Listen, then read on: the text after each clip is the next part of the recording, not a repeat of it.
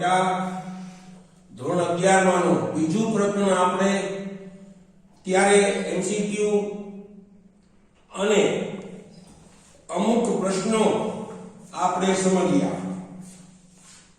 આજે આપણે એક વાક્યમાં જવાબ એક વાક્યમાં બેવડી અસર કોઈ પણ વ્યવહારની થાય છે। આપણે મેં શીખવાડ્યું નામા પદ્ધતિ 3 હતી। એક નોંધી પદ્ધતિ, દેશી નામા પદ્ધતિ અને દ્વિનોંધી નામા પદ્ધતિ। એક લાભ લેનાર છે, એક લાભ આપનાર છે। લાભ લેનાર ખાતે ઉધાર કરો, લાભ આપનાર ખાતે જમા કરો। આ બેવડી અસર કહે કોઈ પણ વ્યવહારની બે અસર થાય। દાખલા તરીકે રાજુએ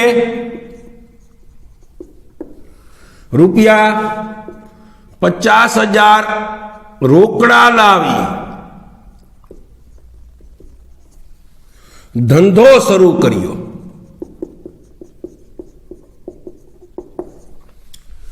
બે અસર થાય। પહેલી અસર, ધંધામાં રોકડ આવે છે। આપણે ધંધાના હિસાબો રાખવાના છે બેટા, મેં વાત કરી હતી પેલા, ઘરના નહીં। ઘરનો ખર્ચ એ અંગત ખર્ચ છે, માલિકનો ઉપાડ। પારિભાષિક શબ્દ બહુ મહત્વના છે। માલિક પોતાની અંગત મિલકત લાવી ધંધો શરૂ કરે તે માલિકની મૂડી છે। માલિક પોતાનો અંગત ખર્ચ ધંધામાંથી ચૂકવે ત્યારે માલિકનો ઉપાડ છે। વેપારી જે ચીજ વસ્તુનો વેપાર કરે એ વસ્તુ વેપારી માટે માલ છે, અન્ય વસ્તુ વેપારી માટે મિલકત છે। ધંધામાં રોકડ આવે છે। આમે નામાના પ્રકાર સમજાવ્યા તે મામીનો નિયમ આવે તે ઉધાર। પેલી અસર ઉધાર બાજુ થવી જોઈએ બેટા। બીજામાં નિયમ વ્યક્તિનો રાજુ। રાજુ કોણ? માલિક।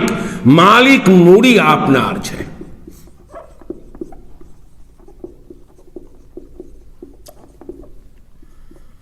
અહીંયા રોકડ મહત્વનો પોઈન્ટ છે, અહીંયા મૂડી મહત્વનું છે। બીજો પ્રશ્ન, રોકડ વ્યવહાર એટલે શું?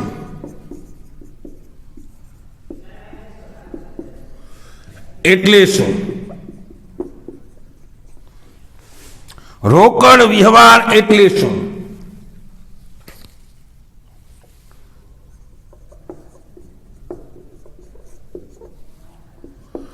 રોકડ વ્યવહાર એટલે રોકડ વ્યવહારથી રોકડ શિલક વધે ઘટે। રોકડ વ્યવહાર એટલે રોકડ અને ચેક બંને આવી ગયા બેટા। હા, રોકડ વ્યવહાર એટલે શું? તો ધંધામાં જે રોકડથી વહીવટ થાય છે તે બધા રોકડ વ્યવહારો છે। જે વ્યવહારમાં રોકડ કે ચેક શબ્દનો ઉલ્લેખ નથી, જે વ્યવહારમાં રોકડ કે ચેક શબ્દનો ઉલ્લેખ છે તેવા બધા વ્યવહારો રોકડ છે। અને વ્યક્તિનું નામ ન હોય અને ખાલી માલ ખરીદ્યો, માલ વેચ્યો તેવા પણ વ્યવહાર રોકડ છે। અને રોકડને સંકેત કરે તેવા શબ્દ બેંકમાં ભર્યા એટલે ભર્યા, લોન લીધી એટલે લીધી શબ્દ, લોન આપી, બેંકમાંથી ઉપાડ્યા, રાજુને આપ્યા, રાજુ પાસેથી મળ્યા, પગાર ચૂકવ્યો, વ્યાજ મળ્યું। આવા જે મળ્યું, આપ્યા, મળી, સુધી, ભરી, ઉપાડ્યા, આ રોકડનો સંકેત કરે છે, રોકડ વ્યવહારો છે। બેટા મગજમાં રાખો, ઉધાર વ્યવહાર માત્ર માલ ને મિલકતની ખરીદીના જ ને વેચાણના જ વ્યવહારો હોય, બાકી એક પણ વ્યવહાર ઉધાર ન હોય. રોકડ વ્યવહાર એટલે શું? રોકડ વ્યવહાર એટલે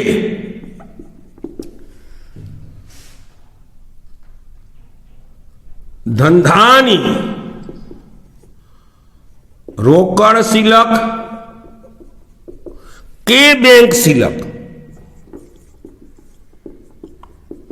માં વધારો ઘટાડો થાય છે. ત્રીજો પ્રશ્ન, ઉધાર શાખ પરના વ્યવહાર સમજાવો. શાખ પરના એટલે કે ઉધાર કાઉન્સમાં શાખ પર વ્યવહાર સમજાવો.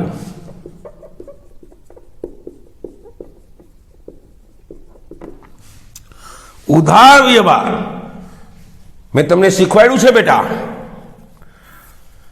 જે વ્યવહારમાં માત્ર વ્યક્તિ છે, રાજુ પાસેથી માલ ખરીદ્યો, માત્ર રાજુ, રાજુને માલ વેચ્યો, માત્ર રાજુ, તેવા બધા વ્યવહાર ઉધાર છે, એટલે કે શાખ પરના છે. માત્ર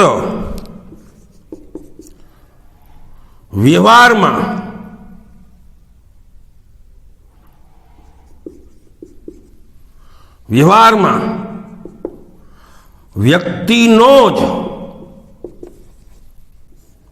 ઉલ્લેખ હોય અને રોકડ કે ચેક શબ્દનો ઉલ્લેખ ન હોય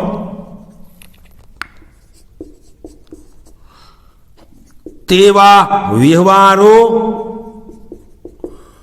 ઉધાર વ્યવહાર છે. ઉધાર વ્યવહારથી લેણું દેવું વધે ઘટે. લેણું એટલે દેવાદાર, દેવું એટલે લેણદાર. રાજુ પાસેથી માલ ખરીદ્યો તો રાજુ મારી પાસે માગે છે. રાજુ કોણ? લેણદાર. રાજુને માલ વેચ્યો, રાજુ પાસે મારે લેવાના બાકી છે તો રાજુ કોણ? દેવાદાર. ઉધાર વ્યવહારથી દેવું લેણું વધે ઘટે છે. પછીનો પ્રશ્ન,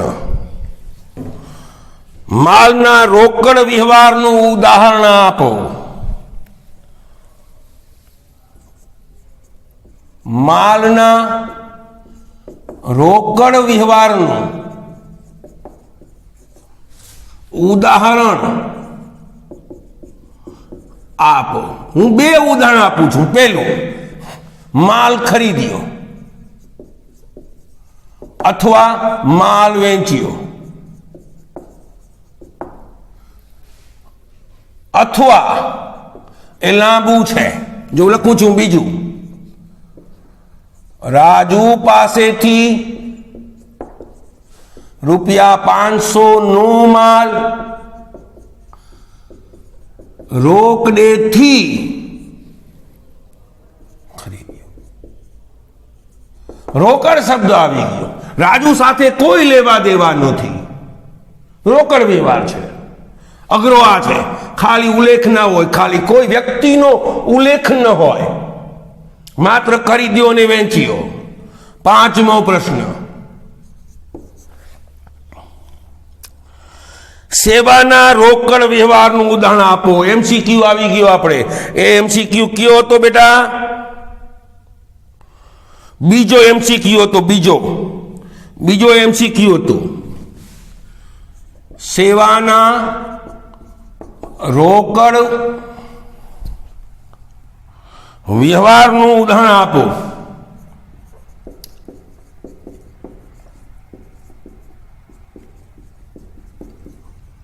સેવા લીધી, દાખલા તરીકે આપણે મુકેશને નોકરીમાં રાખ્યો દુકાનમાં, તો મુકેશને મહિને મહિને બેટા શું ચૂકવીએ? પગાર. દાખલા તરીકે મુકેશને પગારના રૂપિયા 500 ચૂકવ્યા. આ ચૂકવ્યા છે ને રોકડનો સંકેત કરે છે, રોકડનો. રોકડ શબ્દની જરૂર નથી. ચૂકવ્યા, ભાડું ચૂકવ્યું આવી ગયું બીજા MCQમાં વગેરે. છઠ્ઠો પ્રશ્ન,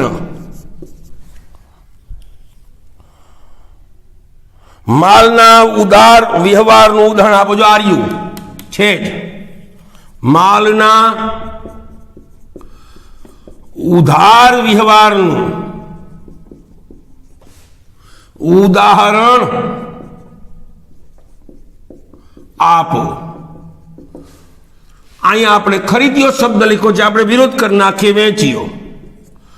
રાજુને રૂપિયા, સેમ ટુ સેમ લખું છું, ધ્યાન રાખજો બેટા સમજાય માટે. 500 નો માલ રોકડ કાઢી નાખું, રોકડ લખું તો રોકડ વ્યવહાર થઈ જાય. અહીંયા ઉધાર વ્યવહાર સમજાવવાનું કીધું છે. રાજુને 500 નો માલ વેચ્યો, ઉધાર વ્યવહાર થઈ ગયો. માત્ર રાજુ, માત્ર રાજુ. જે વ્યવહારમાં માત્ર વ્યક્તિ જ હોય તેવા બધા વ્યવહાર ઉધાર છે. સાતમો પ્રશ્ન, સેવાના ઉધાર વ્યવહારનું ઉદાહરણ આપો. સેવાના ઉધાર વ્યવહારનું ઉદાહરણ આપો. સેવાના ઉધાર વ્યવહાર, આર્યો સેવાનો રોકડ વ્યવહાર. ચૂકવ્યા છે તે રોકડ વ્યવહાર. હવે શબ્દ હું બદલાવું છું, સેમ ટુ સેમ લખું છું, જોજો થોડુંક બદલાવું છું. મુકેશને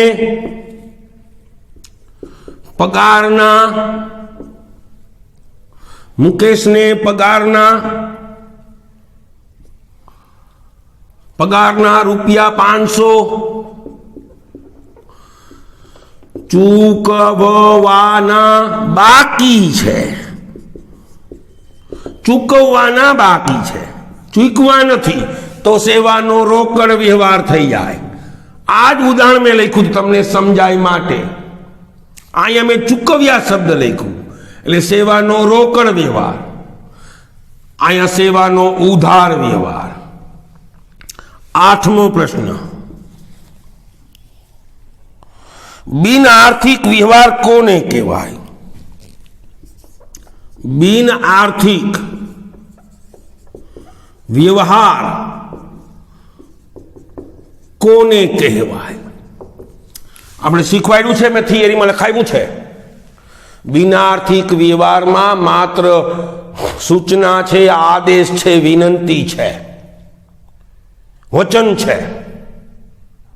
બિન આર્થિક વ્યવહારના બે પ્રકાર, એક આર્થિક, બીજો બિન આર્થિક. બિન આર્થિક વ્યવહાર ચોપડે નોંધાતો નથી. લખું છું અહીંયા, બિન આર્થિક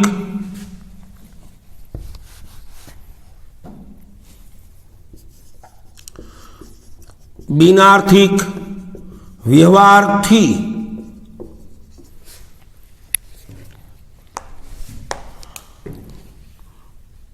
રોકડ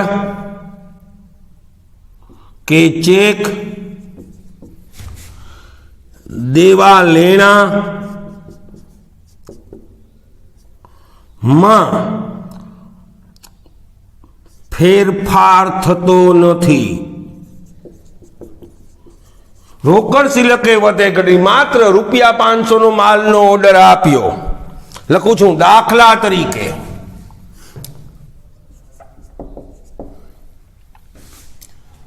રાજુને રૂપિયા 5000 નો માલ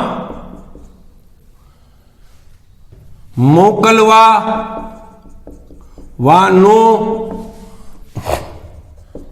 ઓર્ડર આપ્યો.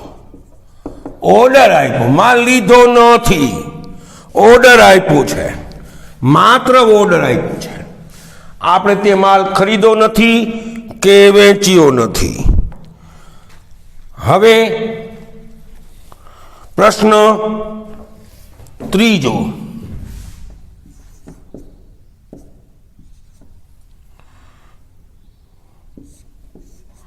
ક્વેશ્ચન ત્રીજું, ન આપેલો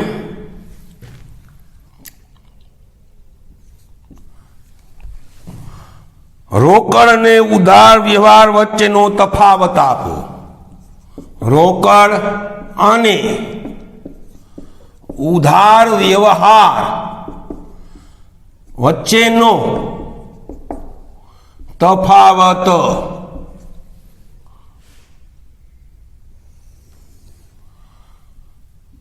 રોકડ વ્યવહાર, ઉધાર વ્યવહાર. પહેલું, રોકડ વ્યવહારથી રોકડ શિલક વધે ઘટે. બીજું લખ્યું તેમ, ઉધાર વ્યવહારથી શું વધે ઘટે? લેણું દેવું, દેવું લેણું. ઉધાર વ્યવહારથી દેવું લેણું વધે ઘટે. રોકડ વ્યવહારથી રોકડ શિલક બેંક શિલક વધે ઘટે. ઉધાર વ્યવહારથી દેવું લેણું વધે ઘટે. એક ઉદાહરણ એક જ માર્કનો છે એટલે વધારે લાંબુ લખવાની જરૂર નથી.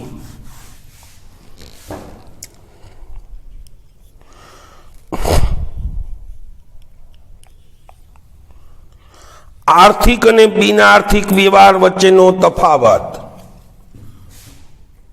બીજું, આર્થિક અને બિનઆર્થિક વ્યવહાર વચ્ચેનો તફાવત. આર્થિક વ્યવહાર બિન આર્થિક વ્યવહાર.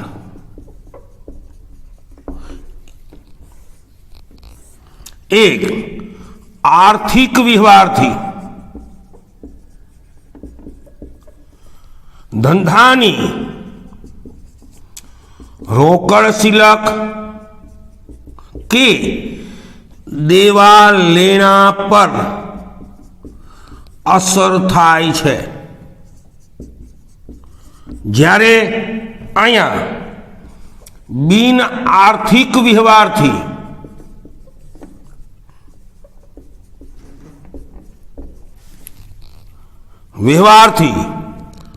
રોકડ શિલક કે દેવા લેણા માં ફેરફાર થતો નથી. આજે ઘણું બેટા, આજે એટલું આપણે પછી તમને હું બેવડી અસર શીખવાડીશ. હવે બે જ પ્રશ્ન બાકી છે. એક આંતરિક અને બાહ્ય વ્યવહારો અને અન્ય વ્યવહારો સમજાવો. કોઈ પણ સમસ્યા હોય તો મેં આની પહેલાં કીધું છે, મેં મારો ફોન નંબર તમને આપેલ છે બેટા, 94291515 અને બીજું સ્કૂલ હવે લગભગ મહિનાદીમાં શરૂ થશે. સરકાર વિચારણા કરે છે, અમને અંગત સમાચારો મળ્યા છે. એટલે ચિંતા મુક્ત રહો, ઘરમાં રહો, જેથી કરીને તમને આ બીમારી લાગુ ન પડે. અમુક વ્યક્તિથી દરેક માણસોથી દૂરી રાખો, છેટા ઊભીને વાત કરો. ઘરમાં આવો ત્યારે હાથ પગ મોઢું બધું ધોવો બેટા. ધ્યાન રાખો બેટા, મનુષ્ય દેહ મળ્યો છે ને ખોઈ નાખશું. પશુ પક્ષી તે પણ બોલે છે એના અવાજમાં, માણસ પણ બોલે છે, પણ માણસ હસી શકે છે. જોઈને આનંદ વ્યક્ત કરી શકે છે. માનવ નામનું પ્રાણીનો જન્મ મળ્યો છે આપને, તો આ જન્મની જિંદગી આપણે આનંદથી મોજથી જીવીએ એવી કાળજી રાખીએ. બીજું કે માનો કે કદાચ અસર થાય ને આપણે દવાખાનામાં દાખલ કરવું પડે તો બેટા લાખો રૂપિયા જોઈએ છે, આર્થિક નુકસાની પણ જાય છે અને કદાચ આપણે હયાત ન હોય તો બધું ગુમાવી દઈએ છીએ. એક મગજમાં રાખજો બેટા, શાંતિથી ઘરમાં રહો, આનંદ કરો. માતા પિતાને ભેગા બેસીને રહેવાનો ઈશ્વરે મોકો આપ્યો છે. સગા કુટુંબીજનો બધા ક્યારેય આધુનિક યુગમાં ક્યારેય સમયના અભાવે ક્યારેય આનંદ માણી શકતા નહોતા. આજે એવો સમય છે કે આખું કુટુંબ એક સાથે બેસીને જમીએ છીએ, કામ કરીએ છીએ અને આનંદ કરીએ છીએ. કદાચ ઈશ્વરનો સંકેત હશે બેટા. અમે તો આવો રોગ 85ની સાલમાં જોયેલો છે, પ્લેગ નામનો. એટલે અમને તો આ ઘણી જિંદગીમાં જોવા મળ્યું છે. અને શિક્ષણમાં એક નવું પણ જોવા મળ્યું, ઓનલાઈન શિક્ષણ. આનાથી વિશેષ શું હોય? ને તમે પણ ભાગ્યશાળી છો કે હું જોઈ શકો છો. આવજો આવજો આવજો.